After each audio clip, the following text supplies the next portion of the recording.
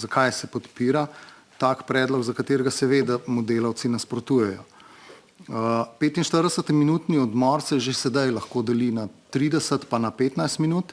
Kot smo slišali, pa Evropska komisija predlaga, da se po novem omogoča razdelitev na 3x15. Zdaj, če ta drobljenje nekako probam v realnost dati, si predstavljate, ne vem, voznika avtobusa s 50 potniki po 2-3 urah, ko na željo potnikov seveda ustav, ker pač potrebujejo počitek, zdaj kaj lahko v teh 15 minutah tak voznik naredi. Ne? Preden se vsi skipajo dol, potem vsak hoče nekaj iz prtljažnika, vrsta je pri WC-ju. Skratka, teh 15 minut za voznika, ki se mu na koncu dneva štejejo kot počitek, ne pomeni počitek. Lahko pa pogledamo statistike, ne, da se število nesreč pri tovornih vozilih in avtobusnih prevozih povečuje.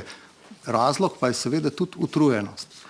Tako da mi v Levici seveda ne moremo podpreti tega, glasovali bomo proti takemu stališču in upamo, da bo Slovenija glasovala tudi proti predlogu Evropske komisije, če bo šla ta naprej s tem drobljenjem počitkov teh poklicnih voznikov.